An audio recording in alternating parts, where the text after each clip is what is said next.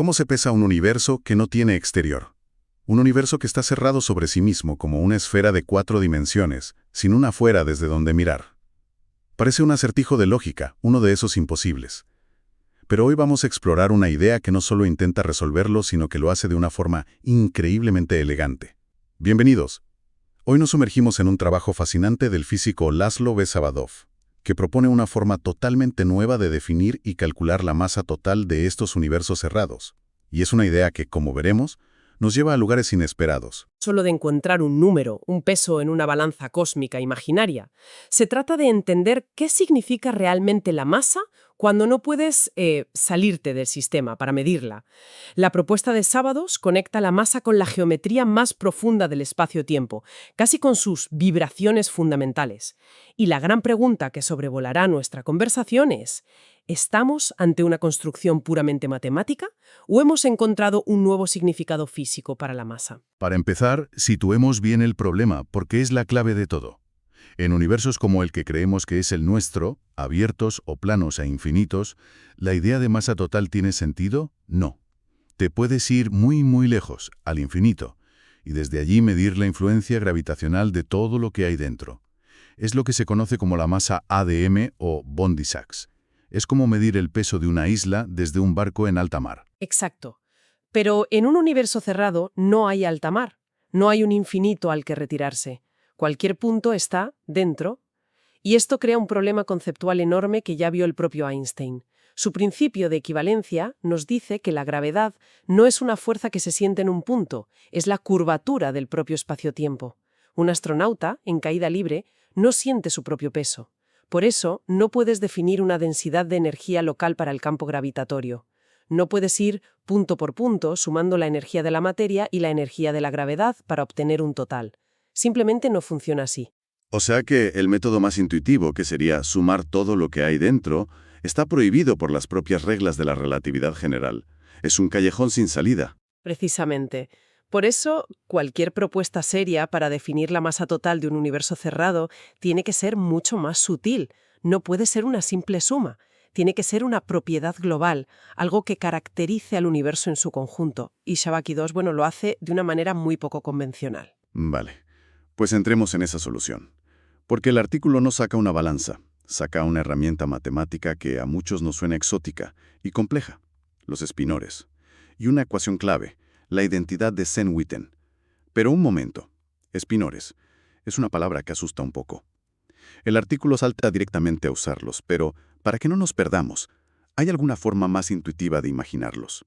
¿Por qué son la herramienta adecuada para este trabajo y no, digamos, los vectores de toda la vida? Es una pregunta excelente, porque es el primer gran obstáculo para entender el artículo. A ver, pensemos en los vectores como flechas, que nos dicen una dirección y una magnitud. Son geniales para describir velocidades o fuerzas. Pero los espinores son más fundamentales. Son objetos matemáticos que describen la geometría de una forma más íntima. Si un vector es cómo te mueves en el espacio, un espinor está relacionado con la propia textura del espacio. Una analogía clásica, aunque imperfecta, es que son como las raíces cuadradas de los vectores. Lo importante para esta discusión es que son increíblemente sensibles a la curvatura. Llevan en su propia definición información sobre cómo se tuerce y se deforma el espacio-tiempo. Por eso son la herramienta perfecta si lo que quieres medir es precisamente una propiedad global ligada a la curvatura. Entiendo. No son una flecha que pone sobre el mapa del universo, sino algo que te dice cómo es el propio papel del mapa, si está arrugado o es plano. ¿Y la identidad de Sven-Witten entonces es la regla que los hace funcionar? Eso es. Pensemos en esa identidad como una ley de conservación, una especie de libro de contabilidad cósmico.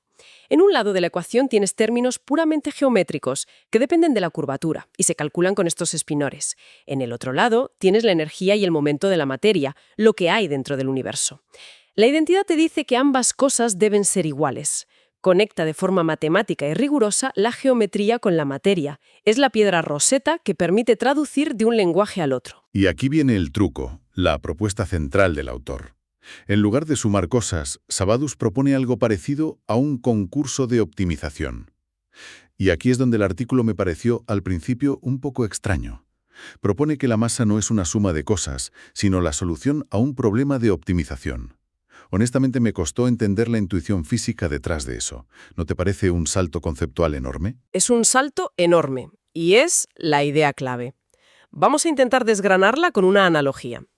Imagina que nuestro universo es una sábana arrugada y con peso. Los campos espinoriales son como las infinitas maneras en que podrías intentar estirar y orientar esa sábana para dejarla lo más relajada posible. La fórmula de Saba2 mide la tensión total para cada una de esas formas de estirarla.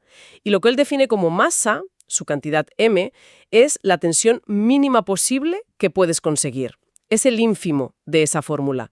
No es lo que pesa la sábana, sino lo intrínsecamente tensa que está en su estado más fundamental y relajado posible. O sea, la masa del universo no es la cantidad de cosas que hay en él, sino una medida de su estrés geométrico residual, el que no se puede eliminar por mucho que intentes alisarlo. Es una idea radicalmente distinta. Exacto.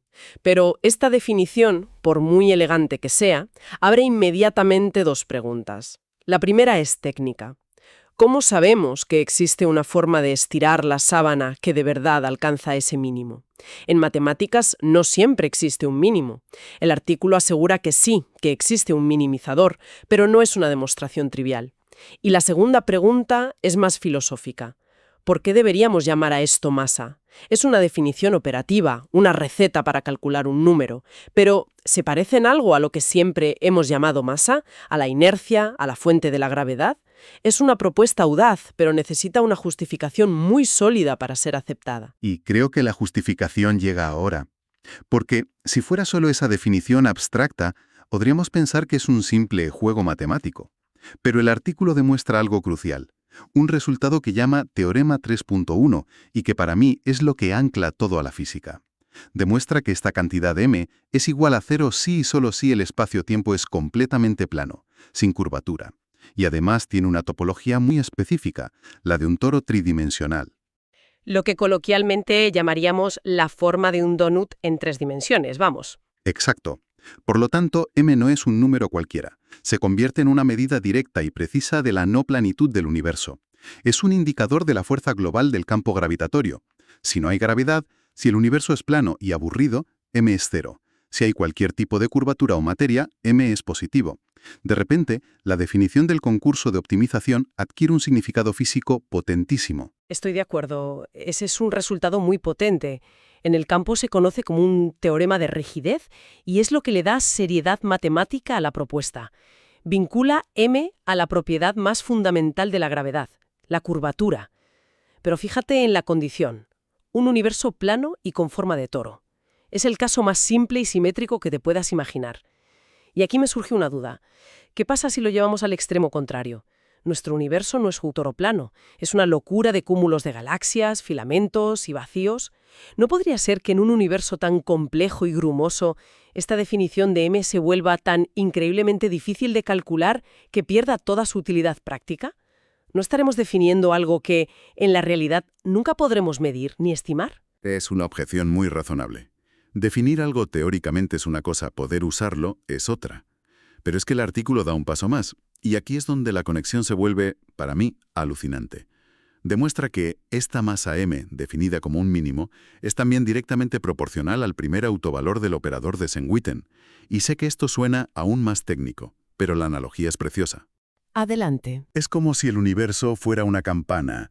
Este operador matemático describe todos los posibles modos en que puede vibrar, todos sus tonos. Y el primer autovalor es la frecuencia de su nota más grave, su tono fundamental. Lo que el artículo nos dice es que la masa total del universo está directamente relacionada con la frecuencia de esa nota fundamental. Espera, entonces, si la masa está ligada a la vibración fundamental, significa que un universo con más masa, más pesado, es un universo que, en cierto sentido, vibra a una frecuencia más alta. Su nota fundamental es más aguda. Exactamente. Y eso es asombroso. Antes de buscarle las pegas, hay que pararse aquí. Que algo tan tangible como la masa pueda ser, en el fondo, una propiedad musical del cosmos, es una de esas ideas que te cambian la perspectiva. Y aunque suene poético, me recuerda a la idea pitagórica de la música de las esferas. Es curioso cómo estas intuiciones tan antiguas a veces resurgen, vestidas con el lenguaje matemático de la física moderna. Convierte a m, que era una definición abstracta basada en un mínimo, en algo que en principio se puede calcular. Si conoces la geometría del universo, puedes calcular sus modos de vibración y encontrar su masa. En principio sí, pero aquí volvemos a la objeción de antes. Calcular los autovalores de estos operadores para una geometría realista y complicada es una tarea computacional hercúlea, casi imposible a día de hoy. Y la propia analogía, aunque bella, nos aleja aún más de la intuición clásica. La masa ya no es la cantidad de materia, sino que se convierte en una propiedad musical, espectral del cosmos. Es un cambio de paradigma total. Vale, todo esto es muy teórico. Funciona en la práctica.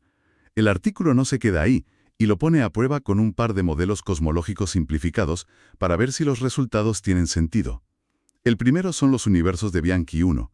Pensemos en ellos como un universo que se expande, pero de forma desigual, como si estiraras un chicle más fuerte por un lado que por otro. Es un universo anisótropo. Y lo interesante ahí es que al aplicar la fórmula, la masa m no es solo la densidad de materia que contiene.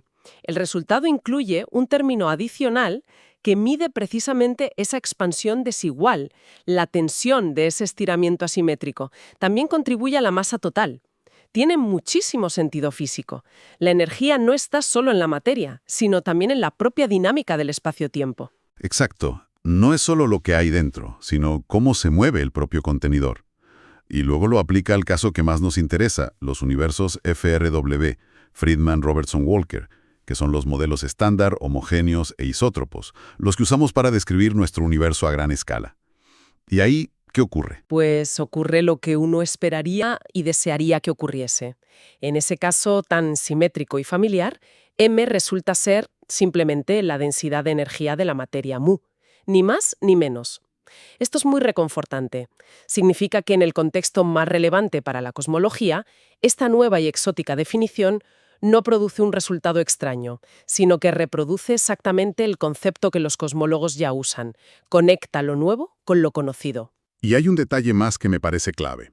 En ambos modelos, a medida que el universo se expande, el valor de m disminuye con el tiempo, lo cual encaja perfectamente con nuestra intuición de que la densidad de energía, tanto de la materia como de la anisotropía, se diluye a medida que el volumen del universo crece.